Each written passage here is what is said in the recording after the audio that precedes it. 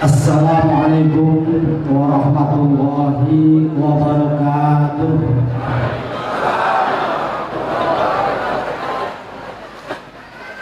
Alhamdulillahirabbil alamin wa bihi nasta'inu ala umuri dunya waddin. Wassalatu wassalamu ala asyrofil mursalin sayyidina wa maulana Muhammadin wa ala alihi wa man tabi'ahu bi ihsanin ila yaumiddin, amma ba'du. Hadirin dan hadirat sekalian, seluruh keluarga besar Ahli Baik Indonesia dan para tamu undangan yang berbahagia, alhamdulillah berkat taufik, hidayah dan inayah dari Allah Subhanahu wa taala, pada siang hari ini kita bisa meluangkan waktu dan menyempatkan diri untuk mempererat tali silaturahmi kita dengan sesama saudara seiman, mengiringi aktivitas keseharian kita dengan ta'aruf dan taqarrub dalam rangka mendapatkan secercah ridha dari Allah Subhanahu wa taala. Mudah-mudahan apa yang kita lakukan pada siang hari ini mendapat ridho dan dicatat sebagai amal kebajikan di sisinya. Amin ya rabbal alamin. Hadirin dan hadirat sekalian, saya adalah ketua umum ormas yang kalau di berita-berita digambarkan sebagai sesuatu yang serem. Padahal kalau melihat muka saya yang imut itu akan terbantahkan. Sebagian orang mengatakan saya ini, apalagi kalau ada di tempat ini, saya memang Syiah. Jadi ada banyak media, setiap kali saya keluar dari acara teman-teman Ahlul Bait, maka saya pasti akan dibilang preman Syiah. Berarti saya serem juga kalau dibilang begini. Besok-besok saya biara kumis yang panjang lah, ya agak kelihatan gagahnya lah, masa preman imut begini. Jadi buat saya tidak ada masalah karena kita belajar, kami berguru dari budaya. Buat orang Betawi, kami diajarkan untuk bersikap toleran sejak dulu secara turun-temurun tanpa memandang itu siapa. Dulu saya masih kecil, saya tidak pernah tahu hitungan apa 10, 20, 100, saya pernah tahu. Ketika saya membeli barang, tahunya itu harga gotun, caktun, cepek, ngopek, dan lain-lain. Dulu saya tidak pernah, orang-orang tua saya tidak pernah belajar semua karena itu adalah keseharian mereka. Setiap kali Imlek, yang Imlek Cokin, yang Imlek orang-orang keturunan, tapi orang Betawi juga sibuk mempersiapkan bandeng yang di atas 2 kilo, bandeng besar-besar. Dan dari situ kami kenal dodol dari teman-teman keturunan. Nah, ketika itu diadopsi orang Betawi tanpa berusaha untuk mengklaim bahwa itu dodol Betawi, maka kemudian orang Betawi menamakan itu dodol Cina karena mereka dapatnya dari orang-orang Cina. Dan sampai hari ini kami bangga ketika membuat dodol itu, padahal itu dodol Cina. Yang kalau kata sebagian orang itu dodol dari orang kafir kan. Ada hal lain bahwa setiap kali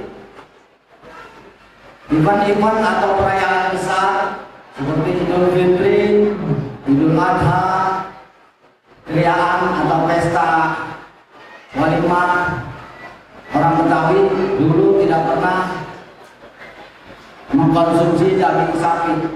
Kenapa? Karena sapi itu adalah binatang yang dihormati dalam satu agama yang ada di Indonesia, dan kebetulan kita orang Betawi ada bagian di dalamnya untuk hidup bersama mereka, sehingga kami selalu patungan kerbau. Kalau motong kerbau. Ini kearifan lokal yang membuat kita masyarakat yang berbeda dari berbagai macam madhab, suku, agama bisa menjadi satu, sehingga buat kita orang Betawi tidak memandang itu siapa. Oleh karenanya bisa berteman, kami Betawi bisa berteman dengan siapapun, sehingga teman-teman FBR ketika saya minta untuk hadir di sini, mereka tidak pernah bertanya. Kalau saya kasih undangannya itu undangan Ahlul Bait Indonesia, mereka tak bilang bahwa ini si A, ini si B, si C, nggak pernah. Karena buat kita mereka adalah sesama Muslim.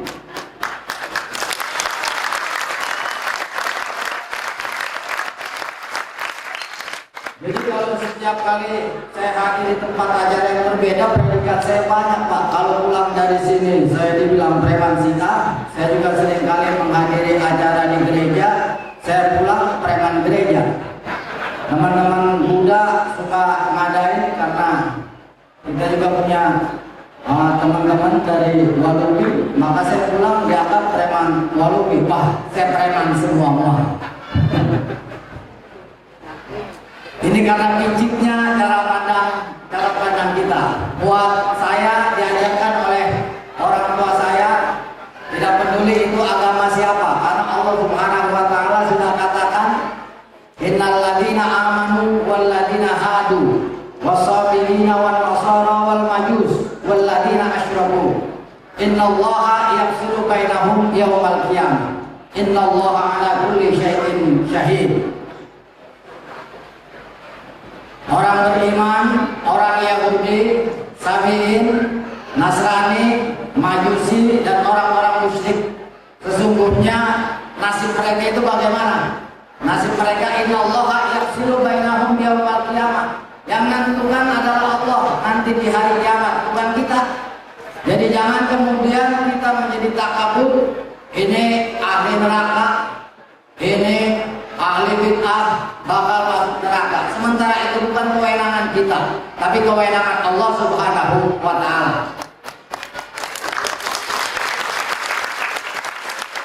Jadi kata orang tua saya, jadi jangan urusin nasib mereka, urusin nasib kita sendiri. Tugas kita di dunia adalah bagaimana menciptakan surga dari beragamnya manusia, di mana masing-masing kita saling membutuhkan antara satu dengan yang lain. Ketika kita bisa menciptakan surga di muka bumi dari lingkungan kita yang terkecil, maka saya yakin Allah punya alasan untuk menjadikan kita, untuk memasukkan kita ke dalam surganya. Jadi persoalan nasib mereka kita tidak pernah tahu, karena itu bukan wewenang kita. Dan saat memutuskannya juga bukan di dunia ini, tapi nanti di alam akhirat. Sehingga kata Imam Ghazali, wala tadkhul bainal ibad wa bainallahi ta'ala. Jangan kamu ikut campur persoalan di antara hamba dan Tuhannya. Oleh karenanya jangan kemudian kita mudah mengklaim, mudah mengkonis seolah-olah bahwa kitalah ahli surga sementara yang lain itu ahli neraka. Inilah fenomena hijrah yang salah. Sebelum hijrah merasa diri penuh dosa, tapi setelah hijrah merasa hanya orang lain yang penuh dosa, sementara dirinya tidak. Ini yang salah, sehingga dia membenci orang lain, dia menghakimi orang lain, memandang tinggi terhadap orang lain.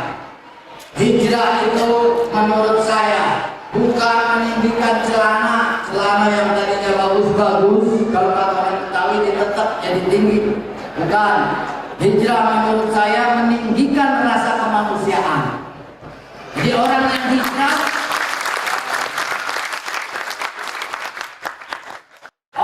hijrah, itu orang yang seharusnya mampu mampu meninggikan rasa kemanusiaannya dengan apa? Dengan kasih sayang.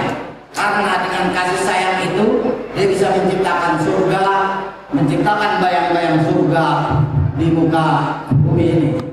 Jadi sebelum hijrah dirinya merasa penuh dosa, setelah hijrah harusnya merasa diri lebih hina karena dosa-dosa, sehingga tidak pernah merasa diri kita ini yang paling suci di antara yang lain.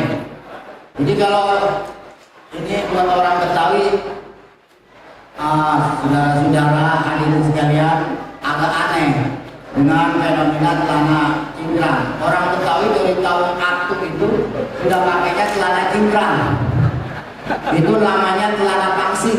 Ini kayak yang saya pakai, cuma ini agak panjangan dikit. Biasanya kalau orang Betawi di atas mata keok bilangnya, di atas mata kaki.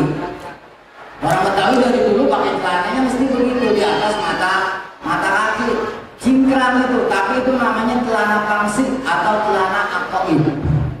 Kalau pakai kain pun tidak akan pernah nyengser dia sampai ke lantai, tapi selalu di atas mata kaki. Kenapa? Ini berkaitan dengan keahlian dan prinsip orang Betawi. Sekolah, sholat sama silat. Kenapa sholat ditaruh nomor 2 setelah sekolah? Kalau kita ibadah tanpa ada ilmunya, tidak akan pernah bisa mendapatkan kesempurnaan.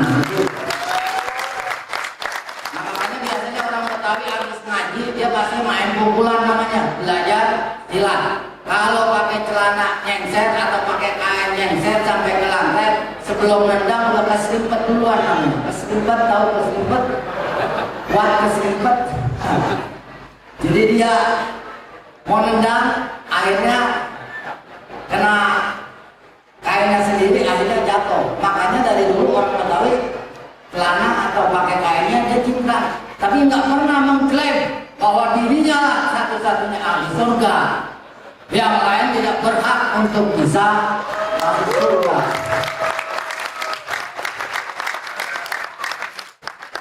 Jadi kalau melihat fenomena sekarang, ketika banyak orang mengklaim bahwa mereka yang masuk surga, saya jadi gak pengen masuk surga. Sebab apa? Sepi, cuma dia doang. Padahal kan kita butuh keramaian, menikmati kebersamaan, menikmati segala karunia Tuhan itu dengan bersama-sama lebih enak, betul gak? Daripada sendirian. Abang-abang, saudara-saudara, hadirin dan hadirat sekalian, ini Betawi, makanya ketika kearifan lokal kita ajarkan, kita terus menurunkan kepada anak-anak kita, maka mereka nanti tidak akan kalau kata orang Betawi menjadi keceng gondok, ke bawah tidak berakar, ke atas tidak berdahan, sehingga mudah diumpamakan oleh arus besar sekecil apapun. Lihat ejeng gondok, ada arus sedikit dia pasti akan bergeser dan akan sulit untuk kembali lagi ke tempatnya. Dan itu yang kita khawatirkan kepada generasi muda kita, ketika mereka tidak diajarkan tradisi leluhur dari para orang-orang tua kita, seperti Asyura di Betawi itu dikenalnya cuma lebaran anak yatim. Jadi setiap tanggal 10 Muharram itu saya tahunya lebaran anak yatim. Saya tanya sama guru-guru, itu dalilnya apa lebaran anak yatim? Nggak ada dalilnya. Yang ada kaul umum dari ulama tentang keutamaan bulan Muharram. Ini kan mencurigai, jangan-jangan yang dimaksud anak yatim adalah Imam Husain. Jadi di Betawi juga sebetulnya ada Asyura, makanya surah dan sapa dalam tradisi, dalam budaya kita, saya kira memang ada. Dan hebatnya orang Indonesia itu, dia menangkap esensinya, tapi kemudian prakteknya dikondisikan dengan konteks keindonesiaan.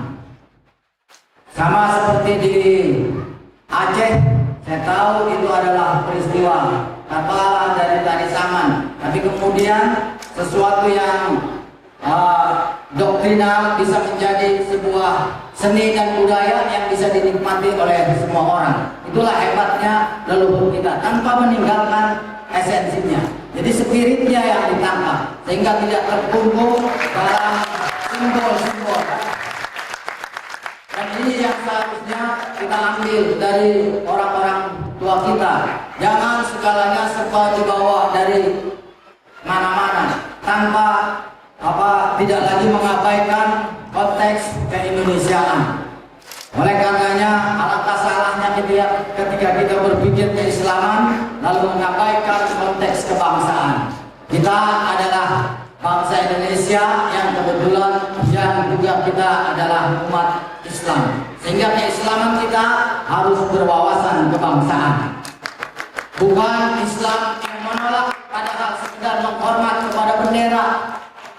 Apa itu menghormat bendera merah putih? Togut berarti dulu leluhurnya saat perang kemerdekaan Bandar Togel itu nggak ngerasain bagaimana berjuang, bagaimana kemudian tanggal 22 Oktober ini dijadikan sebagai hari santri karena resolusi jihad yang dikeluarkan oleh Nahdlatul Ulama, sehingga mereka berusaha menentang agresi militer Belanda kedua yang membonceng dari sekutu Nica. Mereka nggak tahu bagaimana bangsa ini, sehingga mereka nggak nyadar mereka bisa sekolah, bisa hidup senang, hidup nyaman karena kita merdeka. Dan kemerdekaan ini bukan hadiah, dulu direbut oleh siapa? Leluhur-leluhur kita. Dan mereka sadar betul bahwa perjuangan ini bukan melulu diperjuangkan oleh umat Islam, tapi oleh umat-umat dan suku-suku bangsa yang lain. Dan inilah kekuatan kita. Oleh karenanya, mari kita tunjukkan Islam yang ramah, bukan Islam yang marah-marah. Yang padahal kalimat takbir itu untuk membesarkan, untuk mengagungkan Allah, bukan untuk membantai sesama Muslim.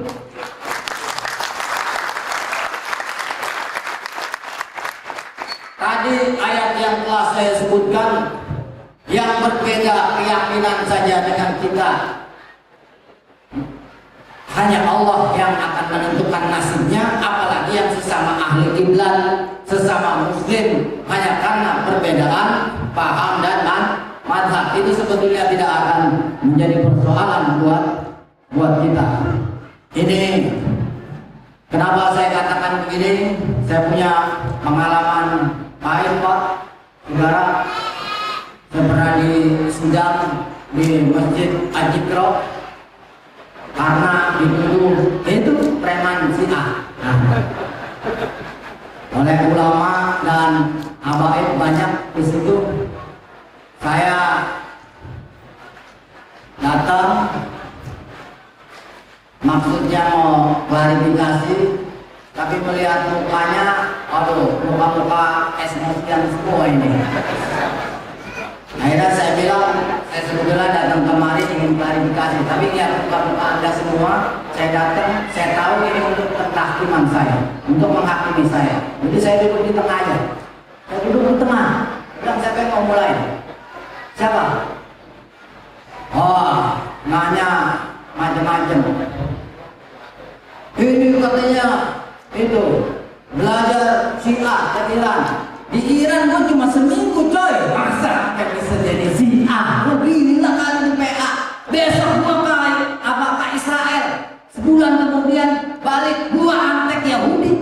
Sebulan lagi gua ke Amerika, pulang lagi lu bilang antek di Amerika. Lengkap udah, antek Syiah, Yahudi, Israel, gua segala macam. PA.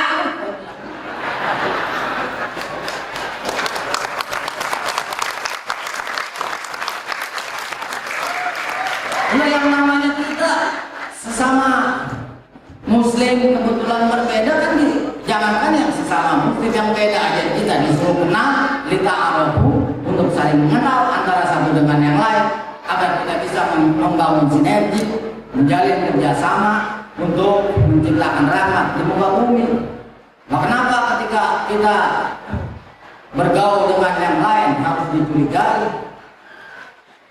Lalu yang parah lagi, ketika Asyura itu yang dipermasalahkan juga, ketika Asyura di Kelapa Gading berbicara, ada yang mendemo, begitu lihat saya datang takut,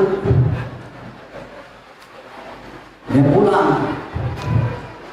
Terus saya bilang, udah ini katanya, bilang, adalah namanya, saya kabar itu. Siapa yang namanya ini? Gak tahu di sebelah saya Pak duduknya. Oh enggak, siapa yang namanya sini? Itu katanya. Di mana? Siapa? Saya teriak-teriak. Itu sebelah. Oh lihat orang itu, ini dia. Gua ini preman Sina. Saat acara Asyura, lu pada demo. Ada kagak rambut tuh yang rontok, kasih baju lu yang copot, benang pakaian lu yang putus. Ada kagak? Begini ya. Kalau gua preman lu hari ini udah kagak hidup. Selesai lu, mau Betawi.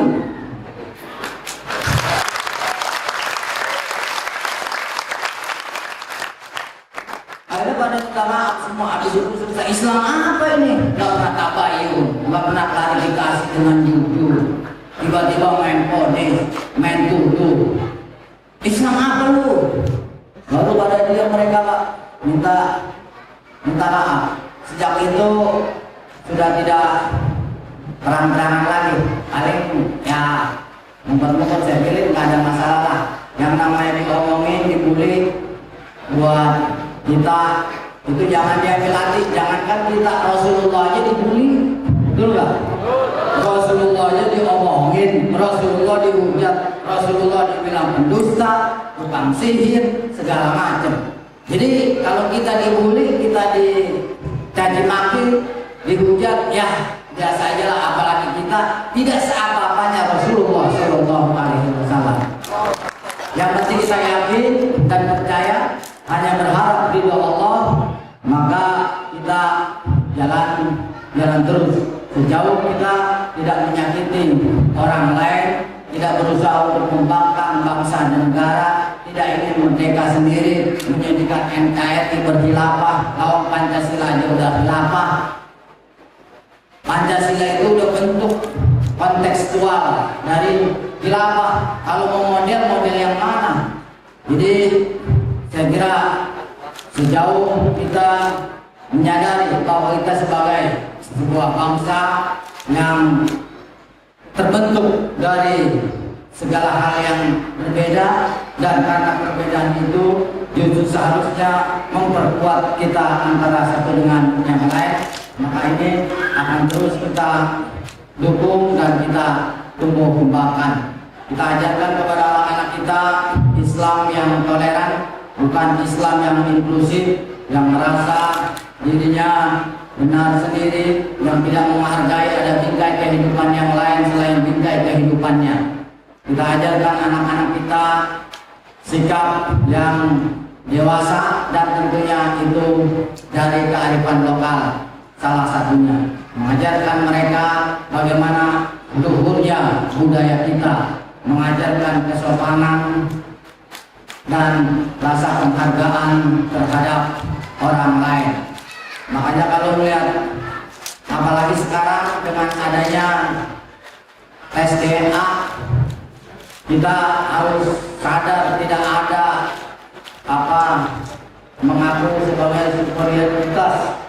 Lawang Najwa siapanya yang emak Arab, bapak Arab, ada unsur Cinanya banyak ternyata dari DNA-nya setelah diuji.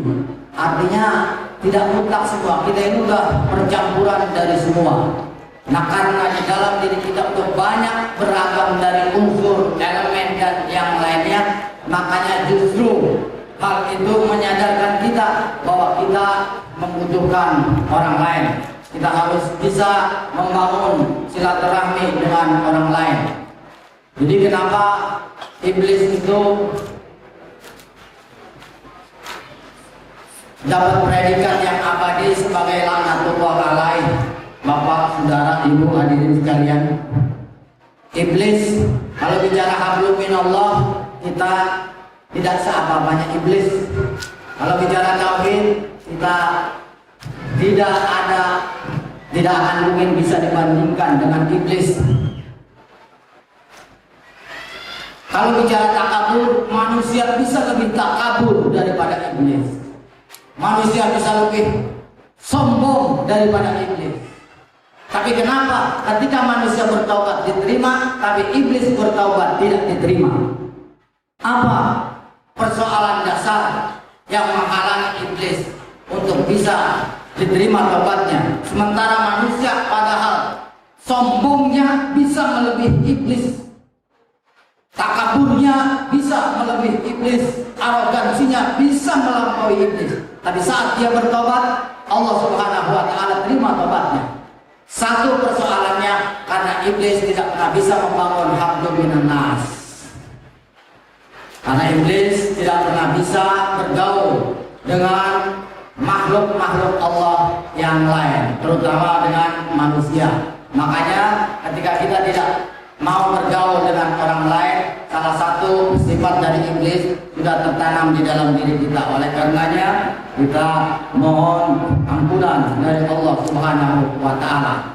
Karena saya meyakini sebagian ilmu saya ada pada orang lain, sehingga kita harus mengambilnya baik dengan saya mendatangi orang itu atau orang itu bertemu dengan saya. Bahwa silaturahmi itu penting karena itu membedakan kita dari sifat iblis. Dalam segi ibadah kita amat sangat jauh dibanding iblis. Tapi ketika silaturahmi, hubungan hablum minan nas, itu yang tidak dimiliki oleh iblis. Ini yang membuat iblis tidak pernah bisa diterima tobatnya oleh Allah Subhanahu wa taala dari zaman dulu ila yaumil qiyamah. Sehingga iblis selalu dengan predikat laknatullah alaih, orang yang jauh dari rahmat Allah.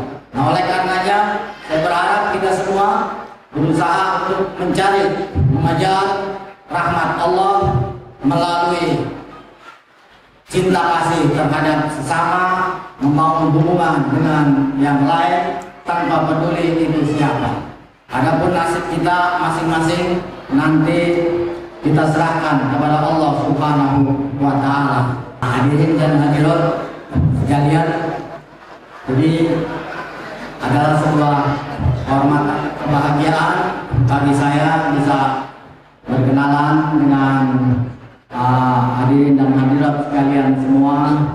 Mudah-mudahan pertemuan yang singkat ini adalah pertemuan yang produktif, yang bermanfaat buat kita semua untuk sama-sama saling mengingatkan agar kita bisa tetap menetapi jalannya Allah Subhanahu wa taala.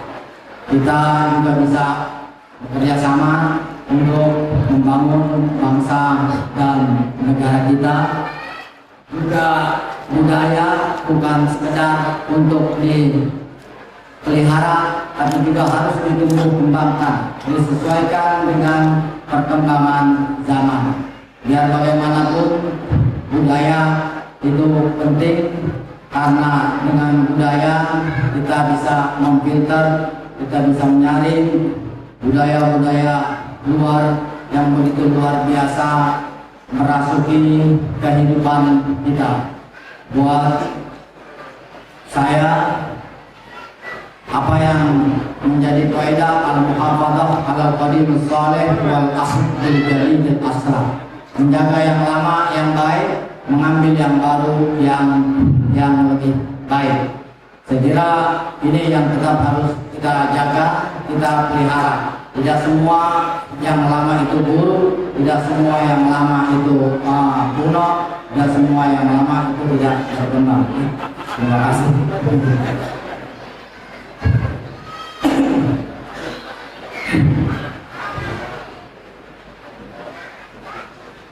Jadi apa yang harus kita jaga, apa yang harus kita pelihara yang baik dari orang-orang tua kita, itu harus kita tetap jaga, harus kita tetap pelihara. Jangan apa yang menjadi adat budaya kita lalu dianggap sebagai sesuatu yang bid'ah sesuatu yang sesat, sesuatu yang bisa mengakibatkan kita masuk neraka. Kalau bicara bid'ah, kita semua ini, saya tahu yang hadir di sini semua, termasuk saya, dari ujung kaki sampai ujung rambut itu bid'ah. Kalau dalam pengertian tidak pernah ada di zaman Rasul. Saya mau tanya, di antara kita ada nggak yang pernah ada di zaman Rasul? Nggak ada. Berarti kita semua dari ujung kaki sampai ujung kepala bid'ah. Benar nggak? Karena kita tidak pernah ada di zaman Rasulullah Shallallahu Alaihi Wasallam. Jadi kita aja udah bid'ah. Jadi jangan kemudian membid'ahkan orang lain. Hal-hal yang baik yang memang harus kita pelihara dan sesuai dengan prinsip Islam, saya kira tidak akan ada masalah. Jangan kemudian kita menyalahkan apa yang sudah menjadi adat dan budaya kita. Hadirin dan hadirat sekalian, sekali lagi saya ucapkan terima kasih dan penghargaan yang setinggi-tingginya atas kesempatan yang diberikan kepada saya. Mudah-mudahan apa yang silaturahmi kita menambah berkah buat kita semua.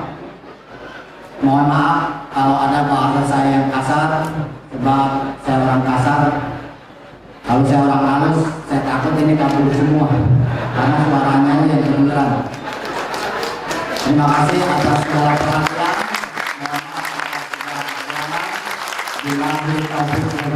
Wassalamualaikum warahmatullahi wabarakatuh.